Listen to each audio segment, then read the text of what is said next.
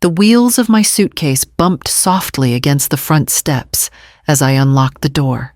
I still carried the scent of Europe on me, French pastries lingering in the fabric of my scarf, the faint musk of leather from a shop in Florence tucked inside my bag. My heart was light. I had rehearsed the moment in my mind Ethan would laugh when I handed him the box of Parisian chocolates, roll his eyes when I revealed the Italian shoes I insisted he needed, and hug me like he always did. Warm and grateful, but the house was silent. Not the comfortable quiet of a home waiting, but a hollow stillness that echoed through the hall. I set my suitcase down and noticed the envelope propped against the doorframe. Dust had gathered on its edge as though it had been waiting for days. My name was scrawled across the front, the seal of Northwestern Memorial Hospital printed in sharp blue at the corner. I tore it open with clumsy fingers, my breath catching on the words inside. Ethan Calloway, admitted 6 days ago. Intensive care unit. Contact attempts unsuccessful. 6 days. My chest tightened as if the air had been yanked out of the room. I sank against the counter, the suitcase forgotten at my feet. I read the letter again and again, each time hoping I had misread. But the words didn't change. My only child had been fighting for his life while I strolled Venetian canals, sipping cappuccinos, believing everything was fine. Panic jolted me into motion. I fumbled for my phone, scrolling through messages, nothing from Vanessa. No calls, no updates, no explanations.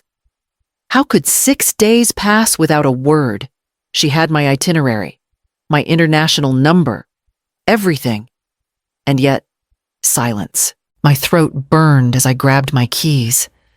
Shoving the letter into my bag, there was no time for questions now, only answers. The chocolates and shoes would remain unopened in the suitcase. My son lay in an ICU bed, and I had been oblivious. By the time I pulled the front door shut behind me, my hands were trembling so hard I could barely lock it. The hospital's address blazed in my mind. The only destination that mattered. The drive to Northwestern Memorial blurred into a tunnel of red lights and horns. I barely registered the streets I knew so well, each turn taken on instinct. My grip white-knuckled against the steering wheel. When the hospital's concrete towers finally rose before me, the sight alone made my stomach twist. Inside, the scent of antiseptic wrapped around me, sharp and unyielding. At the reception desk, my voice trembled only once as I gave Ethan's name. The clerk's eyes softened with a recognition that chilled me. She directed me to the 4th floor. Intensive care. My legs moved faster than my lungs could keep up, every step echoing in the sterile corridor. When the doors slid open, I was met by a nurse with tired eyes and a badge that read, Colleen. She guided me toward a room without needing to ask who I was. The hum of machines grew louder, punctuated by the steady beep of monitors. Then I saw him. Ethan lay pale and still, his strong frame made fragile by wires and tubes. A ventilator kept his chest rising and falling with mechanical precision. His face, usually so full of quiet confidence, was bruised and swollen, his arm bound in a cast. My knees buckled, and Colleen steadied me with a hand on my shoulder. She spoke gently, explaining he had been in a car accident, head trauma, multiple fractures. Internal injuries, her words ran together, a list I struggled to absorb. But one detail cut through the haze with cruel precision. Vanessa, his wife, had admitted him. She stayed long enough to sign paperwork and then left. She hadn't returned. Not once. I clutched Ethan's uninjured hand, cool beneath my touch, and forced my voice steady. I'm here now. Sweetheart, I'm not leaving you. Colleen murmured something about visiting hours, but her tone held sympathy, not enforcement. I nodded, never taking my eyes from my son. The machines kept him alive, but it was her absence that hollowed me. Vanessa's silence wasn't neglect. It was abandonment. The attending physician arrived not long after, his coat still carrying the faint smell of coffee and long hours. He spoke with the precision of someone who had explained this to too many families before me. Ethan had suffered a severe concussion, several broken ribs, a fractured leg, and internal injuries that required immediate surgery. He was stable now, but stability in the ICU was fragile, measured by machines and close monitoring. I nodded through the explanation, clinging to the word stable as though it were a lifeline. But the question that burned in me had nothing to do with the extent of his injuries. Why wasn't I contacted? My voice came out sharper than I intended. The doctor shifted slightly, glancing at the chart in his hands. According to the records, your daughter-in-law listed herself as the primary contact. Our staff attempted to reach family several times. I pulled my phone from my bag, thumbing through recent calls. Nothing. No messages from the hospital. No missed calls. My chest tightened as the doctor added quietly, "The notes indicate calls were made, but the numbers on file weren't reachable." I stared at the screen of my phone as the truth clicked into place. Vanessa had blocked them. The hospital never had a chance to reach me. She had made sure of it. The doctor continued speaking, but my mind barely registered the words. Anger surged through me, hot and steady, cutting through the fog of shock. Ethan lay here broken, and the one person who should have been by his side had not only abandoned him, but deliberately kept me away. I forced myself to thank the doctor for his update, though my voice sounded foreign to my own ears. When he left, I lowered myself into the chair by Ethan's bed, gripping his hand with renewed determination. Whatever reason Vanessa thought she had for shutting me out, she had just declared herself an enemy. I sat at Ethan's bedside until the machines became the rhythm of my own breathing. His hand in mine was steady, but unresponsive, and every minute that passed fed the storm brewing inside me. I needed answers, and answers were rarely found in silence. Pulling my laptop from my bag, I logged into the joint account I had established for Ethan and Vanessa as a wedding gift. I had thought of it as a safety net, a way to help them manage unexpected expenses as they started their life together. My password still worked. The moment the transaction history loaded, my stomach lurched. The first charge hit me like a slap. Miami Grand Resort. 3 nights, billed the day after Ethan's accident. Then another, La Mer Spa, couples package, champagne included. I scrolled further. High-end restaurants, designer boutiques, charges so extravagant they blurred into one another. Thousands of dollars, all siphoned out in less than a week. The dates lined up with the nights I had been sitting at cafes in Florence, blissfully unaware, and with the very hours Ethan had lain unconscious in the ICU. Vanessa hadn't been grieving. She had been celebrating. I took screenshots of every line item, forwarding them to my secure folder. Years in finance had sharpened me to recognize patterns quickly. What I saw wasn't random, it was systematic indulgence. Withdrawals in cash, luxury receipts, a trail of betrayal written in numbers. I closed the laptop with a snap, my pulse steadying into resolve. This wasn't just abandonment, it was theft. Indulgence built on the body of the man who had trusted her. I leaned close to Ethan, brushing my thumb against his hand. "Don't worry, sweetheart. She thinks she's clever, but she's forgotten who she's dealing with." The machines hummed on, indifferent, but my course was clear. If Vanessa wanted to live in luxury while my son fought for his life, I would make sure her comfort ended tonight. Numbers alone were damning, but I knew Vanessa well enough to expect vanity. She never could resist showing off her life to anyone willing to look. With Ethan's machines keeping time beside me, I opened my phone and began the search. Her own accounts were private, locked down tightly, but the people she surrounded herself with were far less discreet. It didn't take long.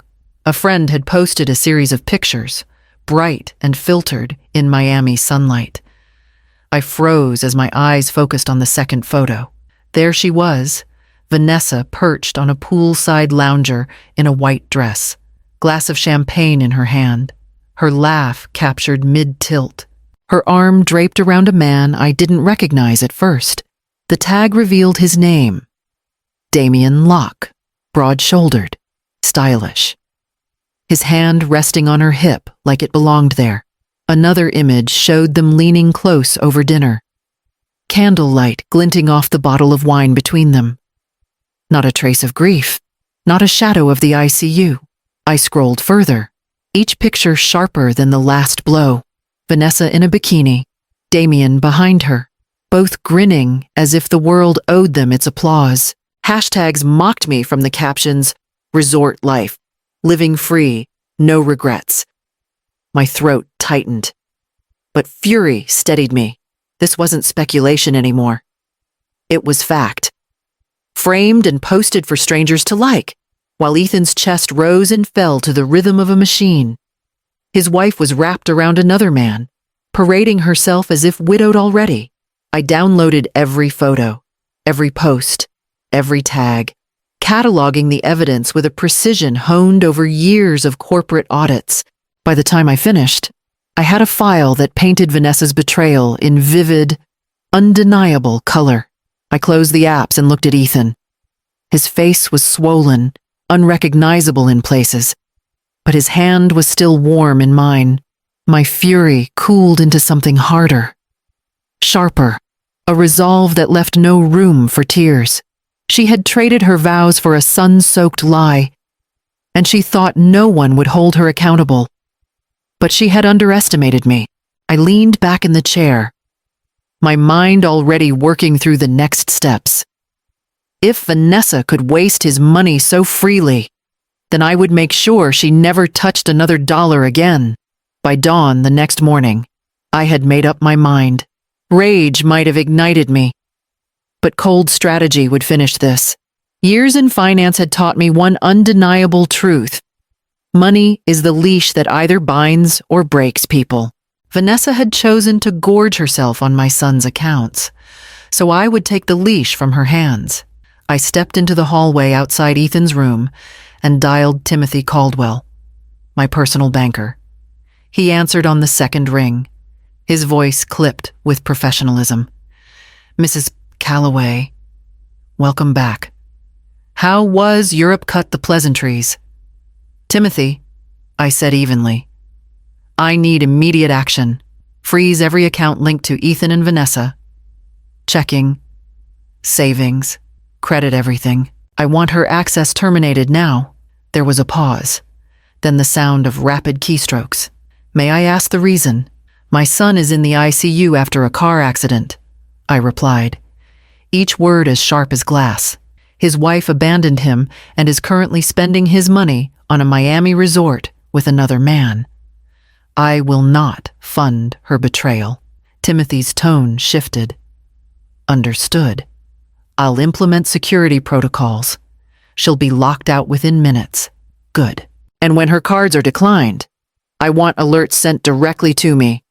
Consider it done," he said quietly. "And Mrs. Calloway, I'm sorry about your son." I ended the call without ceremony.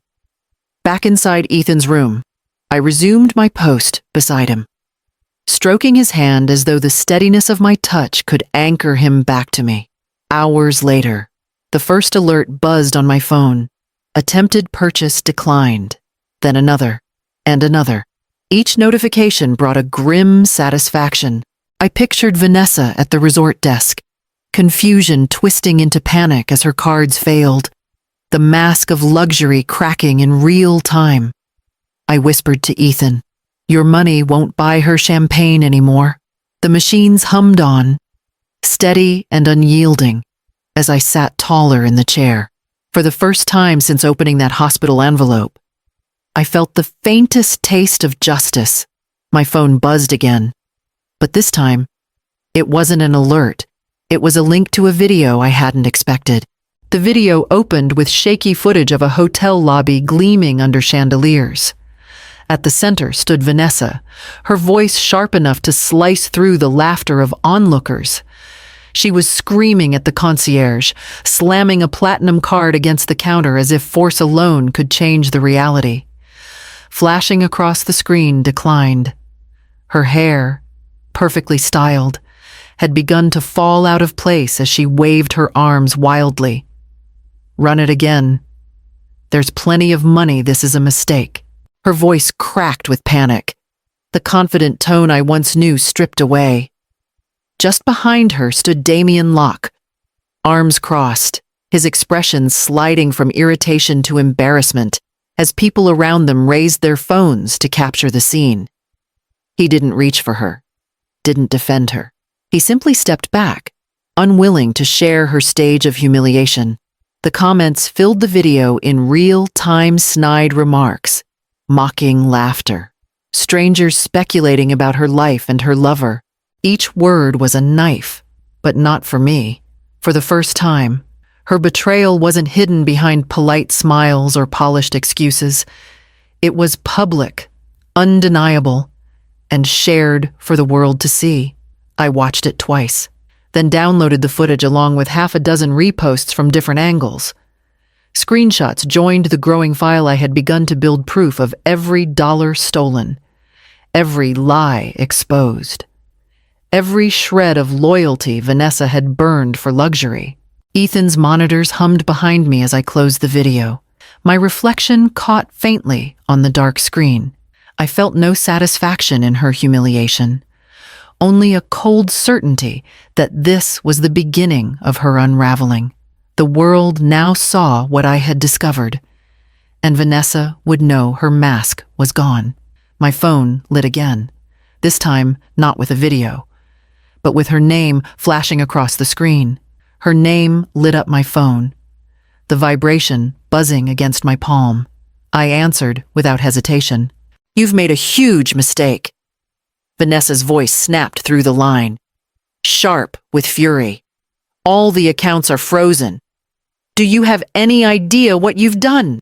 I kept my tone calm, each word measured. "I've done what you should have protected Ethan.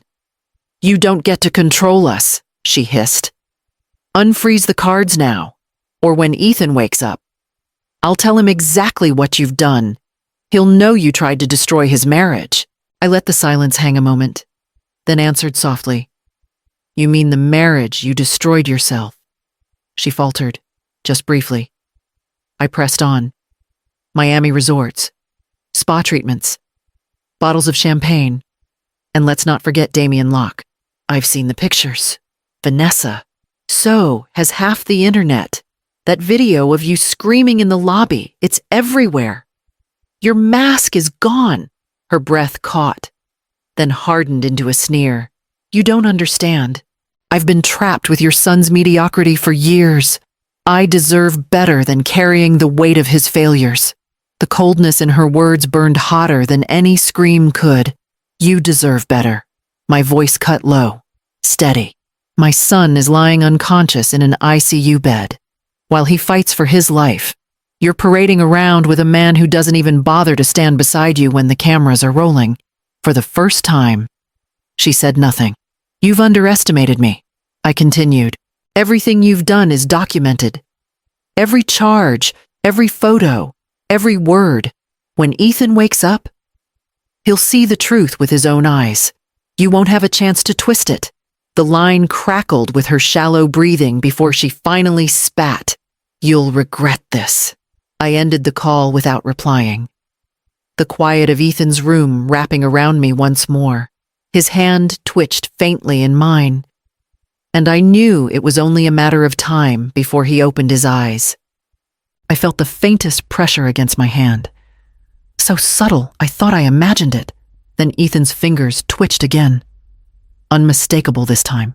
My breath caught as his eyelids fluttered, heavy and uncertain, before finally lifting. His eyes, glazed with exhaustion, searched until they found me. "Mom." His voice was rough, barely a whisper, but it was there. I leaned close, brushing his hair back gently. "I'm here, sweetheart. You're safe. He tried to swallow, grimacing, then whispered, "Accident. I remember." His brow furrowed as fragments broke through. Vanessa. She was yelling, wanted me to sell investments, said Damien had an opportunity. I told her no. She was furious. She grabbed my arm and then, the road everything blurred. His eyes filled with tears he refused to let fall. I squeezed his hand, steadying him. "Ethan, you don't need to carry this alone. While you've been here, I've learned the truth. Vanessa left you at the hospital and went straight to Miami with him. She's been spending your money, parading with her lover. And now the world has seen her for what she is." His face tightened, grief sharper than the bruises that marred him. "She left me." "Yes," I said quietly, refusing to soften it. "She left you, Ethan," and she didn't look back. He closed his eyes, the weight of betrayal pressing heavier than his injuries.